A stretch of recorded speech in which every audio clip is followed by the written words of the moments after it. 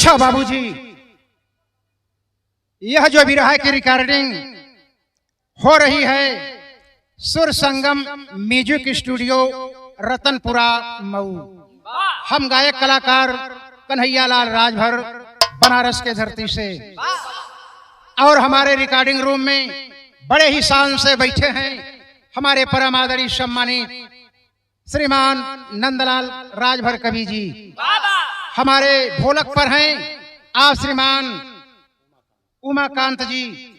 Harmonium पर संगत दे रहे हैं हमारे श्रीमान संजय सावरिया जी, और कोरस पर हैं नानू भैया और भानी भैया पहलवान सादात गाजीपुर के धरती से। भैया मेरे, जो मैं विरह गाने जा रहा हूं आप लोगों के बीच में, आप लोगों के बेहद मांग पर हर मंच पर हमसे सवाल किया करते थे आप लोग कि भैया नेताजी की जीवनी आप कब देख छोड़ रहे हैं। तो आप सभी के सहयोग से नेताजी की जीवनी मैं आपके विषय में बताने जा रहा हूं। तैसा स्वर से आवा मास्टर।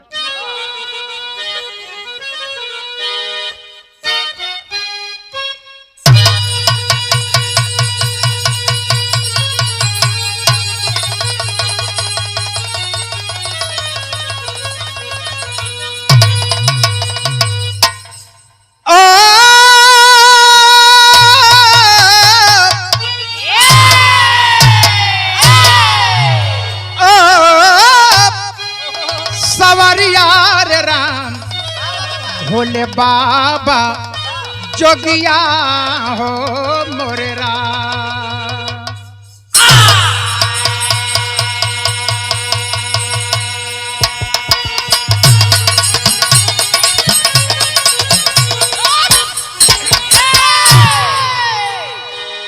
राजभर समाज के लिए एक ऐसे संघर्षशील नेता की जीवनी जो पूरे हिंदुस्तान में तहलका मचा दिए हैं, मैं अपने विरह के माध्यम से आप लोगों को बताने जा रहा हूं। और मुझे आशा नहीं, पूर्ण विश्वास है कि आप लोग इस विरह को सुन करके, माननीय नेताजी के जीवनी को सुन करके मुझे आशीर्वाद प्रदान करेंगे और शेयर करेंगे और सब्सक्राइब करेंगे।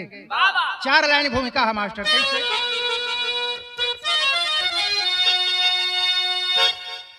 कभी थे जो नायक वतन के सितारे, बदल दी समय जिनकी तकदीर को, बन फरिश्ता धरा पर जो लेकर जन्म, बदलने चलाया जिस तस्वीर को, रुकना सीखा न झुकना कभी जीवन में,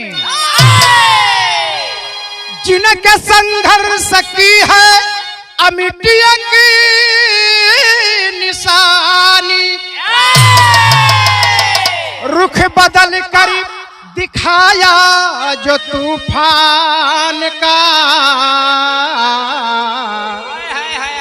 ओम प्रकाश राज भर की है ऐसी कहानी।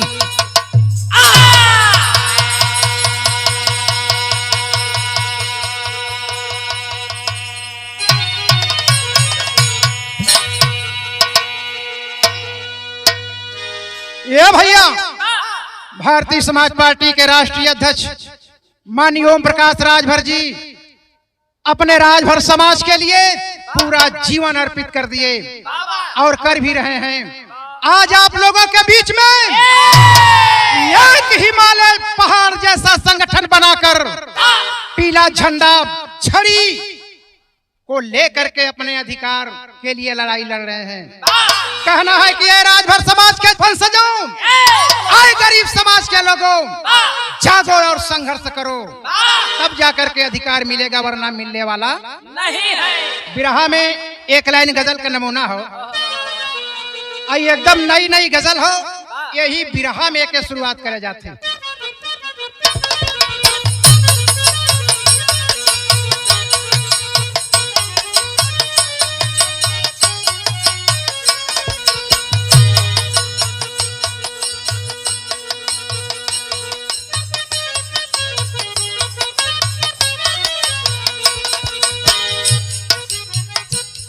लेते ही नाम ख्वाजा का तूफान हट गया।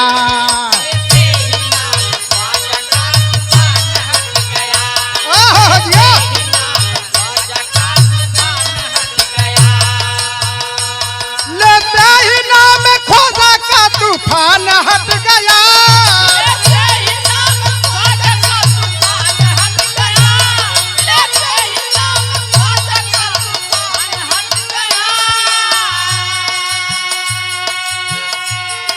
लेते ही नाम ख्वाजा का तूफान हट गया। कश्ती मेरी थी ऐसी तूफान से बच गया। ये तो ख्वाजा का करम है, मेरे मौला का करम है। ये तो ख्वाजा का करम है, मेरे मौला का करम है। ये तो ख्वाजा का करम है, मेरे मौला का करम है। ये तो ख्वाजा का करम है। ए भैया, यह गजल का लाइन हो, लेकिन बिरहा में कितना बढ़िया भाव कवि जी देले हुआ। इस समाज बदे एक सीख हो। कैसे भैया?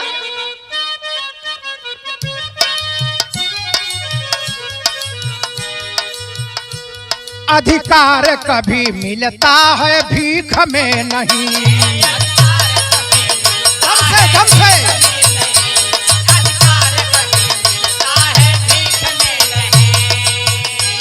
अधिकार कभी मिलता है भीख में नहीं।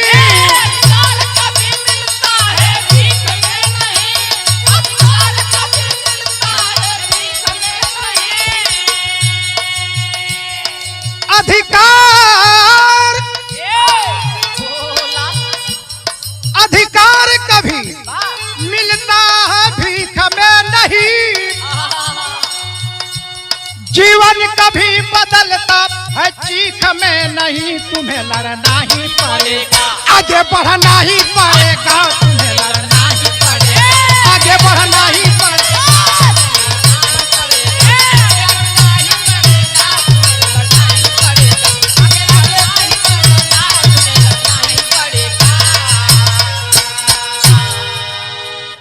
तुझे लड़ना ही पड़ेगा, आगे बढ़ना ही पड़ेगा। एक बात याद रहे मित्रों, अधिकार कभी भीख में नहीं मिलता है, अधिकार को छीना जाता है। आज यही यहाँ से माननीय ओम प्रकाश राजभर जी के जीवनी का शुरुआत हो गई। कैसे भैया?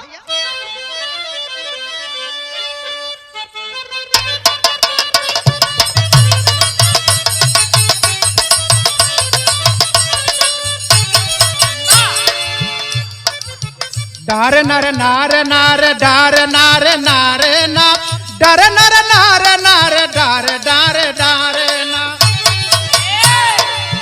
वेद पुराणों में जिनकी लिखी कहानी है, वेद पुराणों में जिनकी लिखी कहानी है, भरत के नाम पर भारत अभी निशानी है। फारसी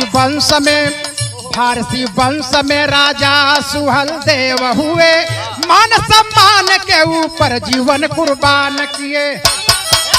उन्हीं के रूप में अवतार लेकर आए हैं, उन्हीं के रूप में अवतार लेकर आए हैं। राजभर जात का पतवार बन के आए हैं। जिला बनारस फतेहपुर खौदा गांव सही, सन्नू राजभर सरदार जिनका नाम सही। 1964 के शुभ दिन के घड़िया में, 1964 के शुभ दिन के घड़िया में, माता जितना देवी के पावन अचरिया में हुआ अवतार जिनका काशी के नगरिया में, हुआ अवतार जिनका काशी के नगरिया में, खुशबू बन कर आए राजभर फुलवरिया में। जरा सा आप जीवन परिचय सुन ले। भगवान भोलेनाथ के त्रिशूल पर बसी हुई काशी नगरी, उसी काशी नगरी में एक विधानसभा पड़ता है। पहले कोलसला था, अब पिंडरा पड़ गया। तहसील पिंडरा, ब्लॉक पिंडरा और फतेहपुर पोस्ट कटौना, गांव का नाम बा खौदा। ए भैया, वही खौदा गांव के रहे वाला किसान सन्नू राजभर, जिसे लोग सरदार कहा करते थे। पत्नी का नाम जितना देवी बतलावल गई। ए बाबू, आज देखें माता जितना देवी के गोद में, आज कुछ दिन के बाद सम्राट सुहल देव की आत्मा के रूप में एक होनहार बालक का जन्म होता है। 1964 में 15 सितंबर के आज घर में खुशहाली आइल बा, घरवा में बड़ा खुशी का माहौल बा ये भैया। लेकिन बात बढ़ल हो आगे, धीरे धीरे पल करके आज 5 बरिस का बाबू भैलन है। आज 5 बरिस के बाद बाबूजी जौन हला के लेकर के स्कूल में दाखिला कराने के लिए चल दिए माननीय ओम प्रकाश राजभर जी को। तो होता है क्या, बिरहा में एक लाइन गीत लगल।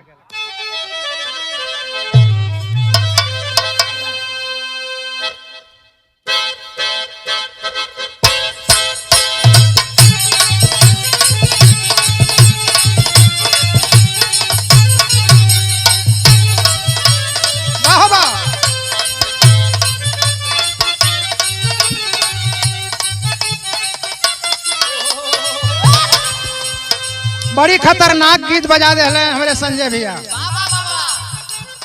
कौनो दुल्हन का दुल्हा यही लॉकडाउन में फसल बा बम्बई, इधर दुल्हनिया से बर्दाश्त नहीं होता। आखिर दुल्हनिया अपने ननद से अपन विपद बतावत हो। क्या बताओ था? भैया के बोला दाए ननद, भैया के बोला दाया ननदो, दहकता खजनवा रामा।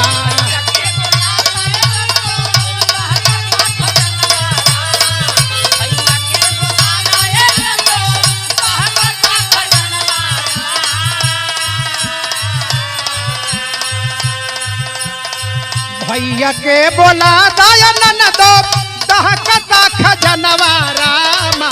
लोहिया का तत्काल ही लय, लोहिया का तत्काल ही लय, जेलत के जो बनवा रामा।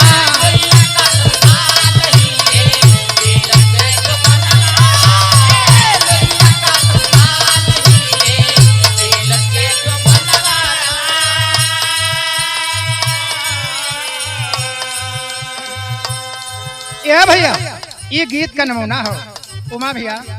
लेकिन देखा आज बाबू सन्नू राजभर जी अपने बेटवा ओम प्रकाश राजभर जी के ले जाके प्राइमरी विद्यालय में दाखिला दिला देलन।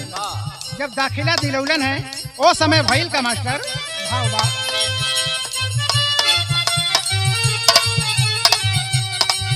विद्या के मंदिर चलाला, विद्या के मंदिर चलला, राजभर के रतनवा रामा। विद्या के मंदिर चलला, राजभर के रतनवा रामा। विद्या के मंदिर चलला, राजभर के रतनवा रामा।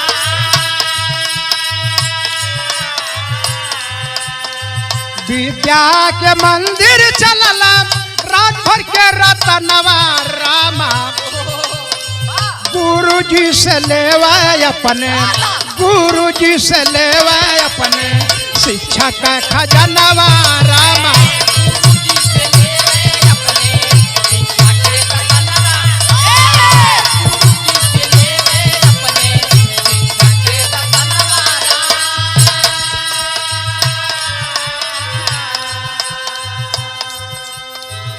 एमए बिया जाके कैलायू कॉलेज में,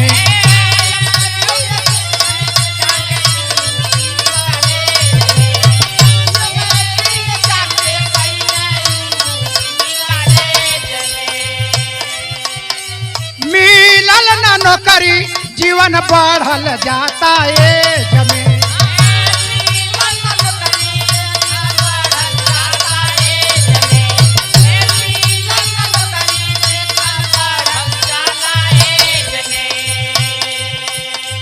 कदमा बढ़वला अपन, कदमा बढ़वला अपन, कांसी राम के संघवा रामा। कदमा बढ़वला अपन, कांसी राम के संघवा रामा। कदमा बढ़वला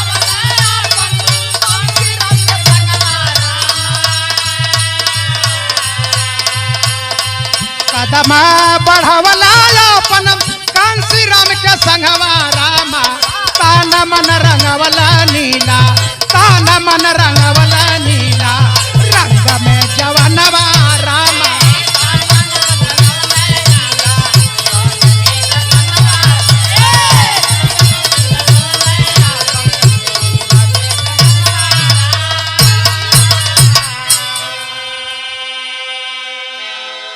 बाबूजी इसी तरह कुछ दिन बीता है। आखिरकार में बड़े लड़के का नाम मानी ओम प्रकाश राजभर जी माता जितना देवी के गोद में 4 पुत्र पैदा भइलन, 4 पुत्र और 1 लड़की। देखें सबसे बड़े ओम प्रकाश राजभर जी। इसी तरह मंत्री जी हाई स्कूल और इंटर पास करते हुए बनारस से यूपी कॉलेज से BA MA की डिग्री प्राप्त किए। और इधर बाबूजी सन्नू राजभर एक दिन पत्नी जितना देवी से एगो बात कहत हूँ। कवन बात कहलन भैया मास्टर?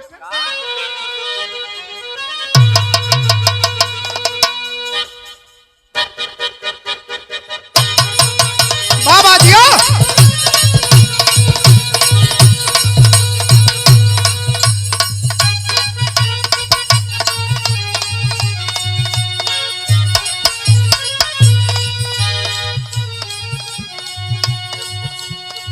बड़ी खतरनाक गीत बजौला भैया। कोनो दुल्हन के कमरिया में दर्द होत बा, कमर में होत तो ठीक हो, कमर के नीचे दर्द होत हो। पहले के सुना हमारे कमर में दर्द होता, एक काम कर देता हमार का बतौले बा।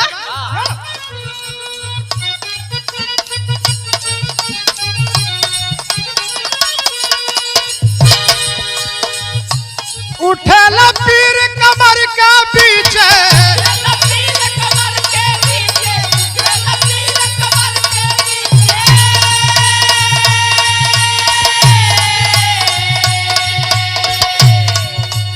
उठला पीर कमर का पीछे घायल कैले बाहर दिया हर दिया हर दिया पिसाए ननदो पिसाए ननदो कर दिया घायल कैले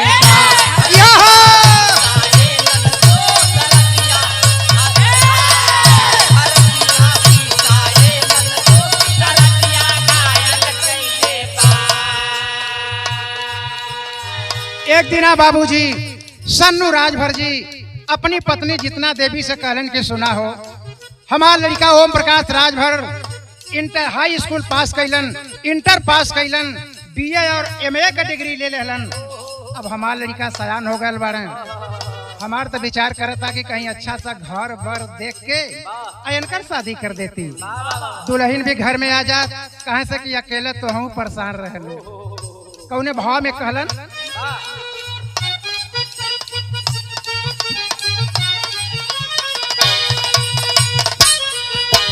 सोचल बाबू बेटवा हमार शादी के लायक बा।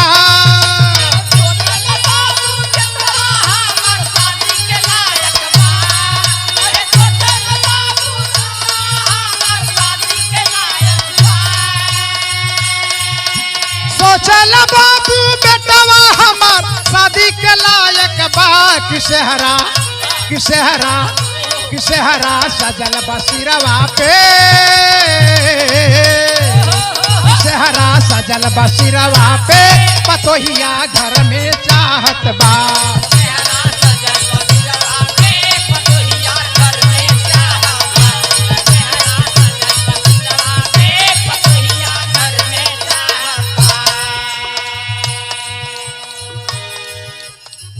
तारा माती बन के आईली तारा माती बन के आईली जीवन के रोशनिया।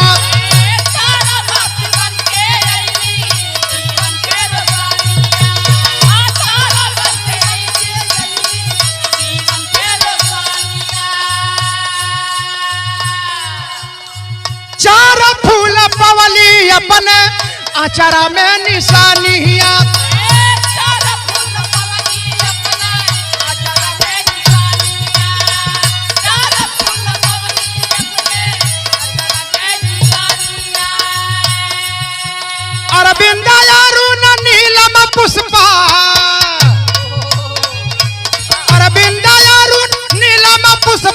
अब ही जानत बा किसे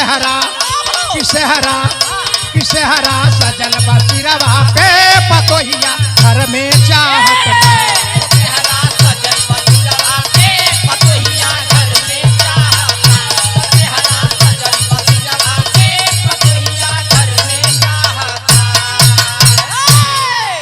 बाबूजी श्रीमान सन्नू राजभर जी अच्छा सा घर और बर देख करके आज नेताजी का शादी तय कह दिलन। कहाँ? बनारस में। बनारस में शादी कह दिलन। तय अनुसार बारात गईल, बड़े धूमधाम से शादी भइल और मांग में सिंदूर पड़ल। आज जब शादी हो गई मानी ओम प्रकाश राजभर जी और तारामणि जी के, आज तारामणि दुल्हन के रूप में अपने ससुराल रही खौदा गांव में। ए बाबू खौदा गांव में जब अलिन है आखिरकार में खुशी खुशी समय बीतत बाम, खुशी खुशी समय बीतत बाम। एक दिन ऐसा समय आयल खुशी के कि माता तारामणि के गोद में एगो लड़का पैदा भइलन। जौने लड़का का नाम अरविंद राजभर बतावल गईल। फिर दूसरा लड़का पैदा भइलन। कुछ समय के बाद दूसरे लड़के का नाम अरुण राजभर बतलावल गईल। दू ठे बिटिया पैदा भइली, नीलम और पुष्पा। ए बाबू जब नीलम और पुष्पा पैदा भइलीन हैं, आखिरकार में अरविंद और अरुण बहुत छोटे बच्चे हैं। नीलम भी छोटी है, पुष्पा भी छोटी है। इसी तरह किसानी खेती के साथ साथ आज मानी ओम प्रकाश राजभर जी बहुत ही संघर्ष में जीवन है उनका। मेरे मित्रों आखिरकार में पढ़ने लिखने के बाद, शादी विवाह होने के बाद कौनो नौकरी नहीं मिलत बा भैया। आखिरकार में घर में जौन हला के बाबूजी से खेती किसानी में हाथ बटावे लगलन। जहाँ बहुत बढ़िया अवसर रहल वहाँ बहुत बढ़िया जौन हला के मानी नेताजी सब्जी के कोइरार करे लगलन। वहाँ बहुत बढ़िया सब्जी उगावे लगलन। और इतना नहीं खेती भी करे नेताजी, और खेती के साथ साथ बाबू आज मानी ओम प्रकाश राजभर जी सिंधोरा मार्ग पर जीप भी चलावत रहलन, सवारी ढोवे के काम करत रहलन। देखे कितनी संघर्ष में उनका जीवन है बाबू। आज देखें जिंदगी कहां से कहां पहुंचती है। यह दिन की बात है। बहुजन समाज पार्टी के राजनीति में आते हैं। कांसी राम जी एक नारा दिया करते थे, जिनकी जितनी हिस्सेदारी उनकी उतनी भागीदारी। आखिरकार में यही बात माननीय ओम प्रकाश राजभर जी के दिल में छू गई। जाके बहुजन समाज पार्टी ज्वाइन कर लेलन। जब बहुजन समाज पार्टी ज्वाइन कर लेलन, बहुजन समाज पार्टी के नीला झंडा तले राजनीति का शुरुआत कर देलन। जब राजनीति का शुरुआत कर देलन तो देखे जिंदगी कहाँ पहुंचती है। गीत में भाव लगल मास्टर।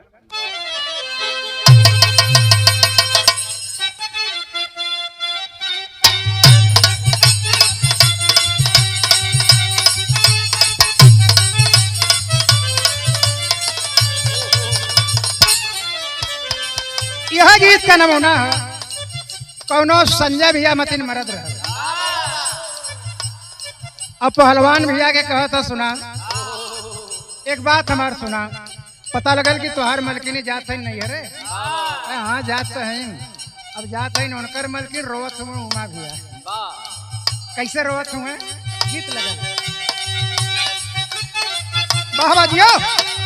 नहीं हर जाए के हम कई तैयारिया,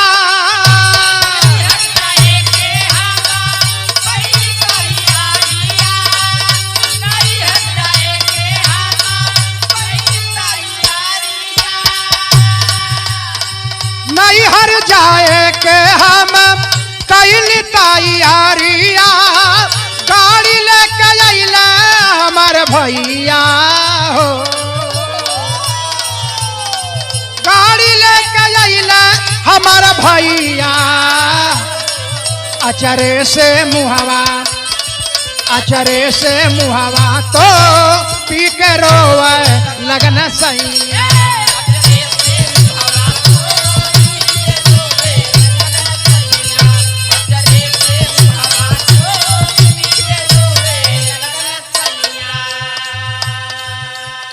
गाने का भाव है, कहना है क्या?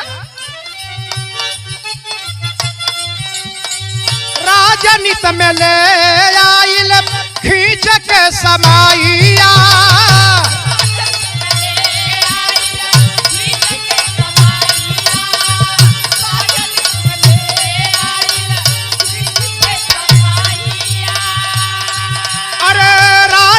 गोद में ले आइल खींच के समाइया कांसी राम से भइल मिलनवा हाय बहुजन के रंग हाय हाय बहुजन के रंग रंगा गइल जे कर तनय मनवा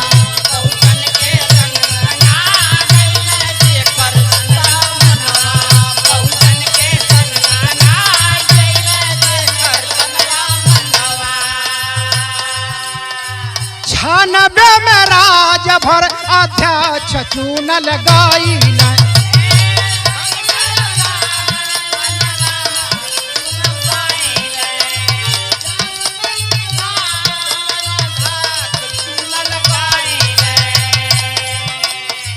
कोलसला में हाथी या से टिकट लेके आइल कोलसला में हाथी या से टिकट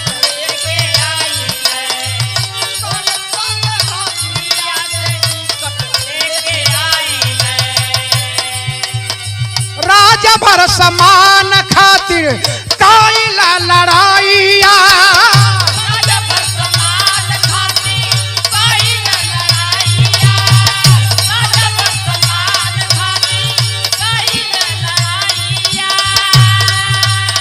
राज भर समान खातिर काइला लड़ाइया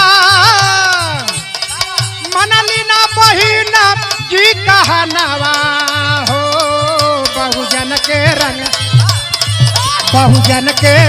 रंगा गइल जे कर तनयो मनवा बहुजन के रंग रंगा गइल जे कर तनवा मनवा बहुजन के रंग रंगा गइल जे कर तनवा मनवा।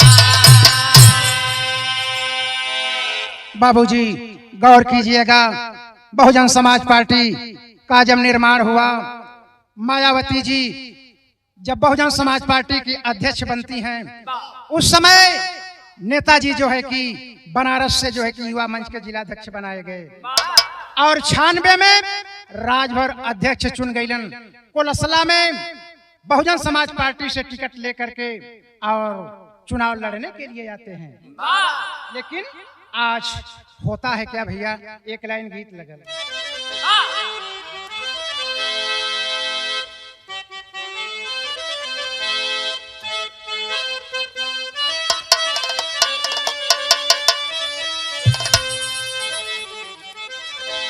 वह गीत का नमूना है।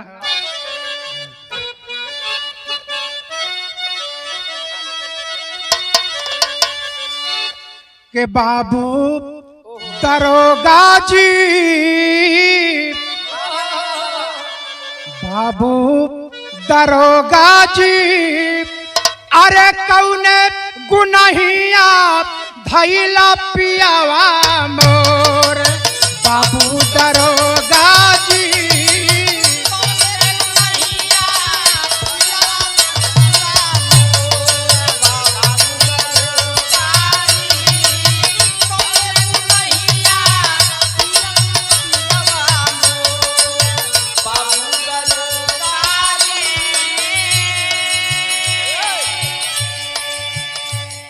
इतना तो बात मिलल बाबूजी।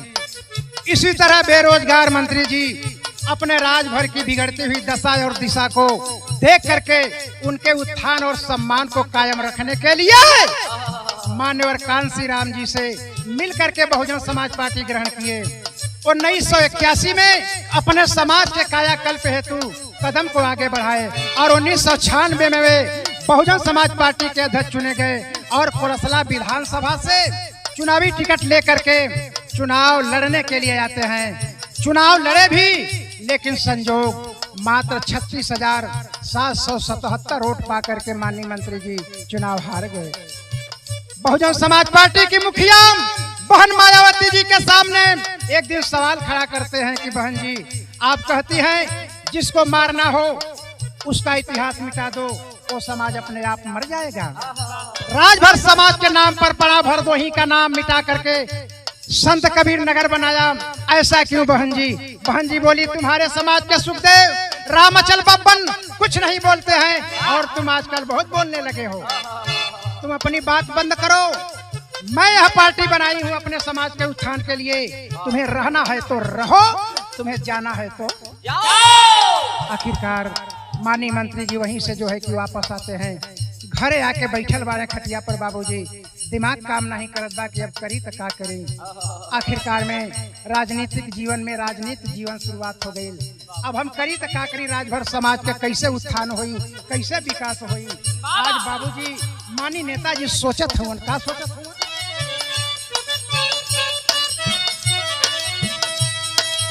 सोचल नेताजी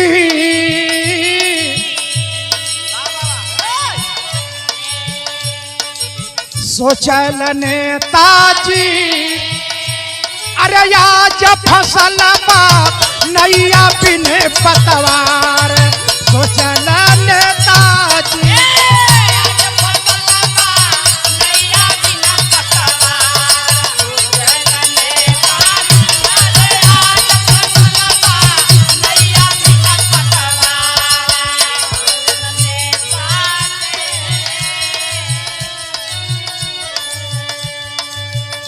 बाबूजी नेताजी बैठे हैं, हाथ पे सर नीचे करके बैठे हैं, सोच रहे हैं कि आज राजभर समाज के नैया मझधार में फसल बा, आखिर कैसे पार होई। राजा कुल का मर्यादा, राजा कुल का मर्यादा इतिहास मिटावल जाता।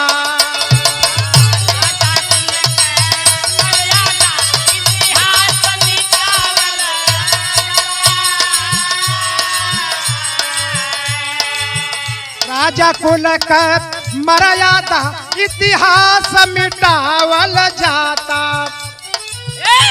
गुलामी का बेड़ी हमरा के फसावल जाता। कि सोचल नेताजी, अरे सोचल नेताजी, अरे लेके चलल हिम्मत का हथियार।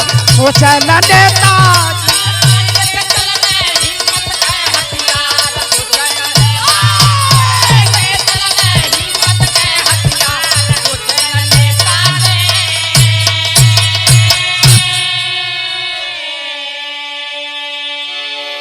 बहन जी से बात नहीं हुई।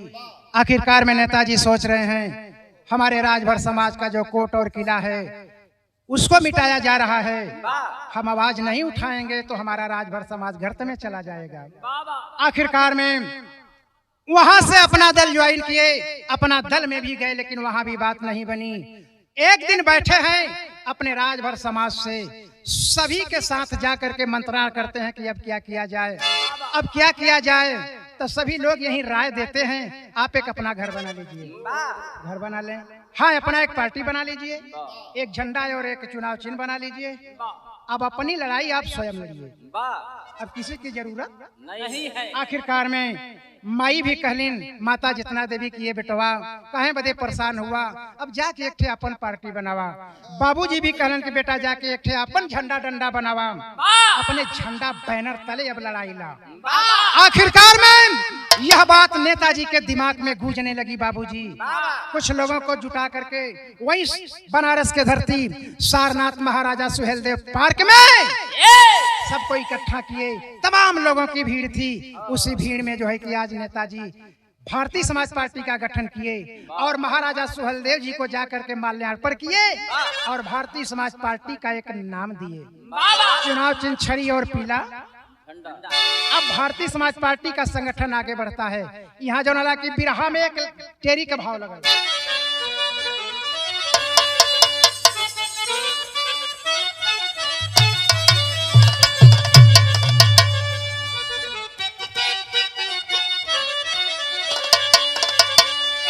पार्टी बना करके आज माननीय नेताजी एक आवाज दिए कि गुलामी छोड़ो समाज जोड़ो।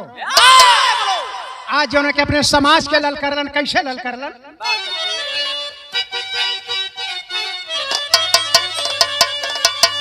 अरे गुलामी बोला छोड़बे की नहीं, अरे मार राम, अरे गुलामी बोला छोड़बे की नहीं, अरे रोवत मरी जाइबा ना मिटी है परेशानी।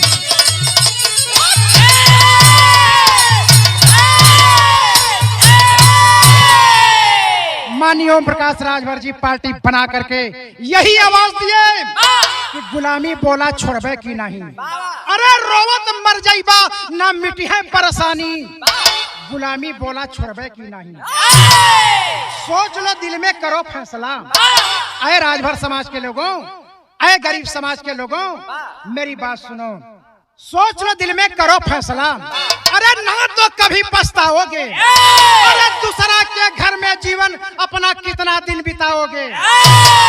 सुहलदेव भारतीय समाज पार्टी, अरे सुहलदेव भारतीय समाज पार्टी हमने आज बनाया है, छड़ी निशान देकर तेरी किस्मत को सजाया है। 27/10/2002 को पार्टी का गठन हुआ सारनाथ सुहेलदेव पार्क में, और वहीं से जो है कि माननीय नेताजी सिर्फ हाथ में एक अटैची लिए और 2-3 सीट कपड़ा लेकर के वहीं से समाज में निकल दिए, समाज को चेतना जगाने के लिए।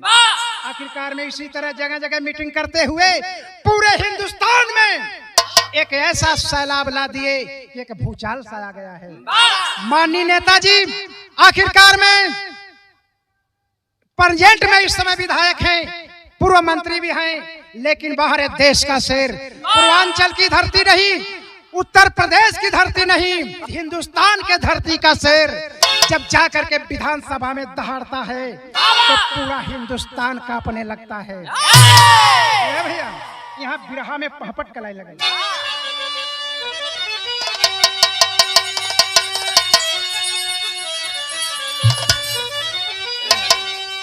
अरे गूंज गइल बा, अरे गूंज गइल बा चारों तरफ, अरे ललकार बनारस वाले का। अरे गूंज गइल बा चारों तरफ, अरे ललकार बनारस वाले का। अब मचलबा धरती ऊपर हाहाकार बनारस वाले का।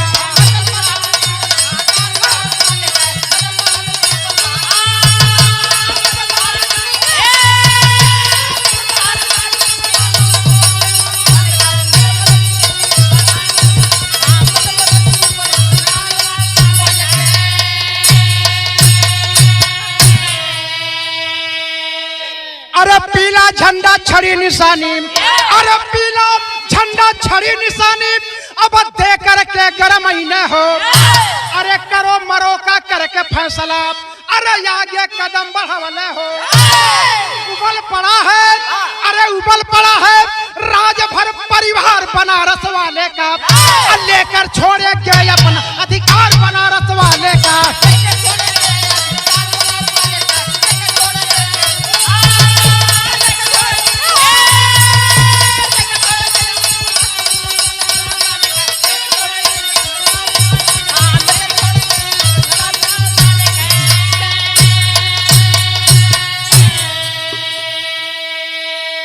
सत्ताईस 2002 के पार्टी का गठन करने के बाद आज माननीय नेताजी पूर्वांचल ही नहीं, उत्तर प्रदेश ही नहीं, पूरे हिंदुस्तान के धरती पर जगाने का काम किए हैं। आज आप लोगों के सामने विधानसभा में शेर जब गरजता है तो कोई सोचता है, ए भैया आल्हा के अंदर कभी भाव दे रहा कैसे।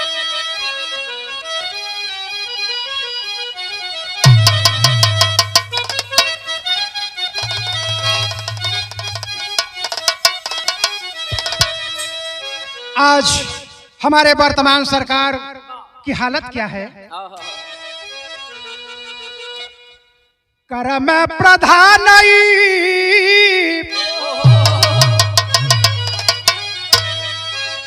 कर में प्रधान, अरे पुराण का है जग में भैया। काना ताक गोदिया में फसल सारा का।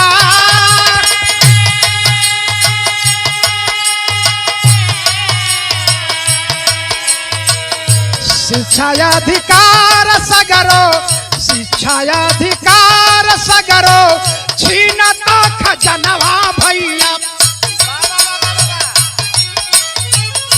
कहिया ले कर बाप उन्हीं के नमस्कार।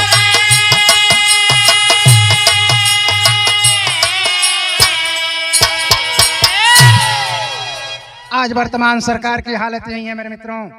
चाहे उत्तर प्रदेश हो चाहे पूरा हिंदुस्तान हो, जहाँ जहाँ भाजपा की सरकार है पूरा हिंदुस्तान परेशान है। अब हाल ही में जो घटना हुआ है हाथरस की घटना, कितना ही निंदनीय घटना है साथियों। पूरे देश में आक्रोश है। आखिर ऐसा क्यों हो रहा है, कब तक होगा? अगर ये हमारा बैकवर्ड समाज, अल्पसंख्यक समाज, अनुसूचित जनजाति का समाज अगर जागेगा नहीं तो ये लोग मनमानी करते रहेंगे। मैं तो यही कहता हूँ कि उठो, जागो और संघर्ष करो। ओम प्रकाश राजभर जी का साथ दो, उनके कंधे से कंधा मिला करके चलो। एक दिन सम्मान मिल जाएगा, हक और अधिकार मिल जाएगा। किसी के सामने गिड़गिड़ाने की आवश्यकता नहीं है। ओम प्रकाश राजभर जिंदाबाद, ओम प्रकाश राजभर जिंदाबाद, अरविंद राजभर जिंदाबाद, अरविंद राजभर जिंदाबाद। जय सुहलदेव, जय सुहलदेव।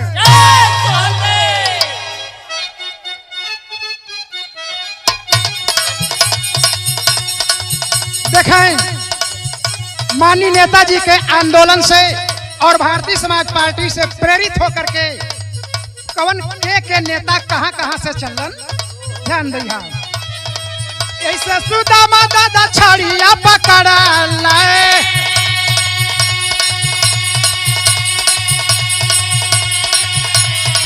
ऐसे सुदामा दादा छड़िया पकड़ा लाए। अरविंद भैया जेकर कैला सत्कार है,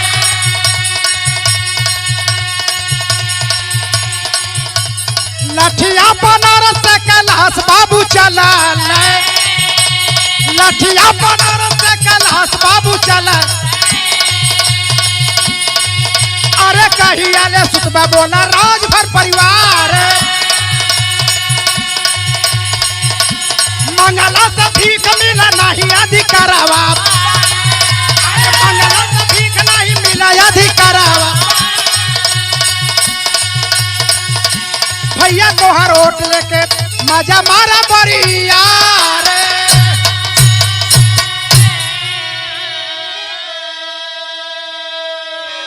हमारे माननीय ओम प्रकाश राजभर जी के विचारों से अवगत होकर के, भारतीय समाज पार्टी से अवगत होकर के, चुनाव चिन्ह छड़ी को पकड़ करके आज गाजीपुर का शेर, एक बूढ़ा शेर सुदामा राजभर जी, जो हमारे बाबूजी भी हैं, आप भी जो है कि माननीय ओम प्रकाश राजभर जी के साथ चल दिए।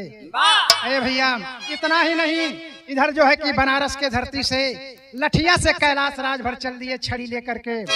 और अरविंद राजभर जी जो माननीय ओम प्रकाश राजभर जी के बड़े बेटे हैं, भाजपा के सरकार में उन्हें भी मंत्री पद का दर्जा दिया गया था। लेकिन माननीय ओम प्रकाश राजभर भी कैबिनेट में गए थे, लेकिन अपने समाज का दर्द को, अपने समाज के दर्द को देखते हुए जब वहां अपनी बात नहीं सुनी गई तो माननीय ओम प्रकाश राजभर जी कैबिनेट के कुर्सी को ठोकर मार करके वहां से हट गए। भैया, आखिरकार में इधर जो है कि हमारे महेंद्र राजभर मऊ के धरती से, जो इस समय राष्ट्रीय उपाध्यक्ष हैं, आप भी साथ निभा रहे हैं। बलिया रसड़ा के धरती से पतिराम राजभर जी पीला झंडा छड़ी लेकर के चल दिए। पूरे पूर्वांचल नहीं, पूरे उत्तर प्रदेश नहीं, पूरे देश में हल्ला मचा हुआ है। आज माननीय ओम प्रकाश राजभर जी हर नेताओं का दांत खट्टा कर दिए हैं। ए भैया, आखिरी में कहे पड़ल खड़ी के लाइन में कहा,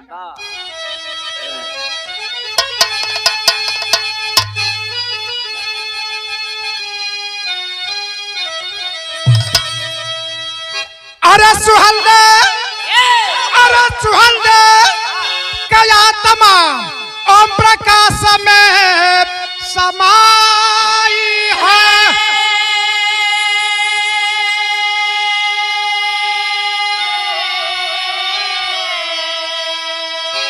अरे बिगड़ी बनाला ये भैया, बिगड़ी बनाला, अकिरती जन्म भर गवाई हो, बिगड़ी बनाला।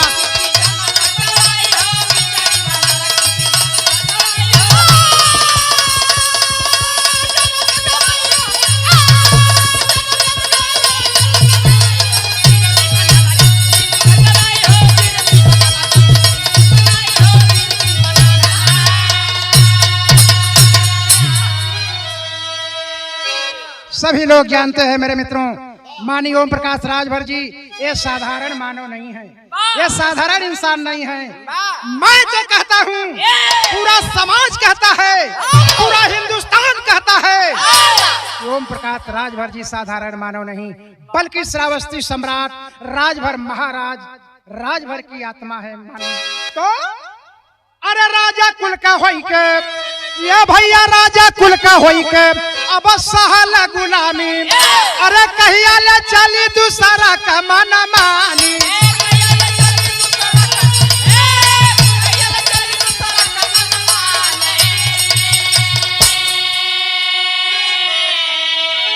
अरे छड़िया हिसाब, अरे छड़िया हिसाब, अरे तोहरे जीवन के बनाई है।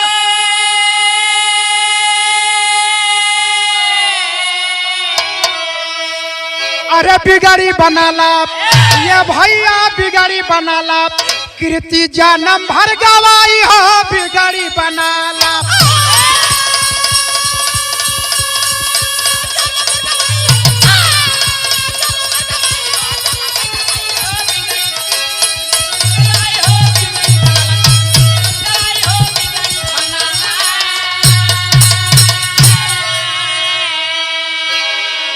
अगर आप अपनी बिगड़ी बनाना चाहते हैं, हक और अधिकार लेना चाहते हैं, तो माननीय ओम प्रकाश राजभर जी के बताए हुए रास्ते पर चलिए। लड़ाई लड़ने के लिए तैयार है, लड़ाई लड़ रहे हैं। आज नहीं कल हमारी आपकी जो दुर्दशा है वह दुर्दशा समाप्त होकर के हमारी बिगड़ी बन जाएगी। उनके सुख दुख के साथी हमारे इस समय बनारस के जिलाध्यक्ष महोदय माननीय गणेश चौहान जी एकदम ऑलरेडी बराबर लगे हैं मेरे मित्रों। पढ़ाई के भी साथ समय थे और राजनीति में भी जब नेताजी आए उनके साथ थे, और भारतीय समाज पार्टी में भी कदम से कदम मिला करके चल रहे हैं। गाने का आखिरी भाव है क्या? गुरु बिहारी गुरुपतो, अरे चेता चेता भैया,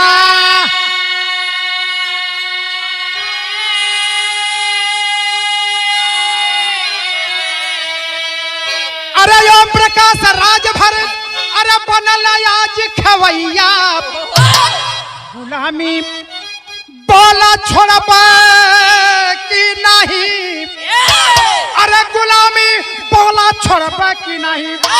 अरे कन्हैया नंदलाल अब ना चली है मनमानी, गुलामी बोला छोड़बा की